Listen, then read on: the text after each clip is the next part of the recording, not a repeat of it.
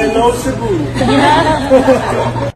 Naging masaya ang pagdating sa Cebu ni na Andres Mulak at Astin Olvega at iba pa nilang mga kasamahan dahil nagkaroon ng birthday party sa hotel na kanilang tinutuluyan bago pa man mag-umpisa ang kanilang mall tour.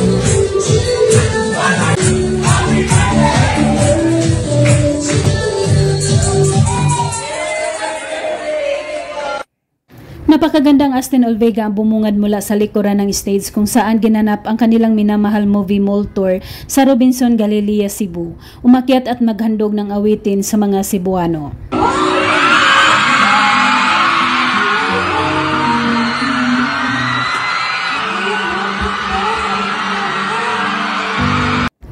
Naghihiyawan ang mga tao nang lumabas na si Astin Olvega at umakyat sa stage. Maliban sa maganda at napakasiksi nito ay napakasarap din pakinggan ang boses niya.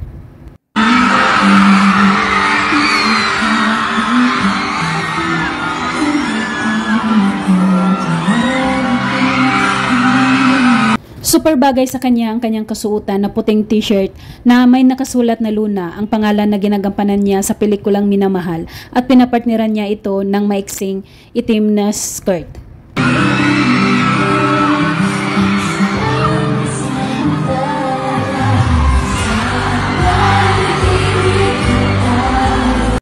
Pagkatapos ng kanyang performance, bago bumaba ng stage, tinawag muna niya si Andres Mulak para ito naman ang magbigay ng isang awitin para sa mga audience sa Cebu.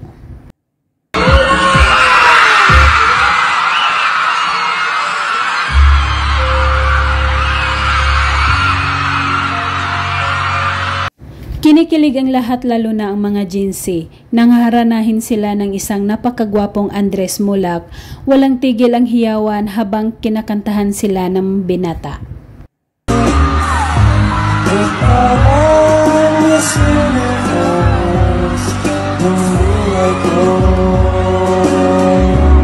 Dahan-dahang bumaba si Andres Mulak sa audience area at gigil na gigil ang mga audience na malapitan at mahawakan siya. Inaisa-isang kinuha ni Andres ang mga regalo na inaabot sa kanya, lalo na ang isang flower bouquet.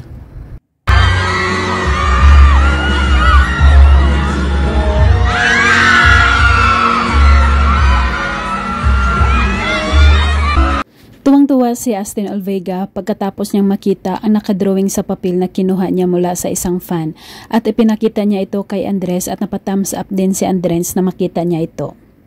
We're going to purchase their advance tickets to wedding your call, makamit and greet in love. So with that, everybody!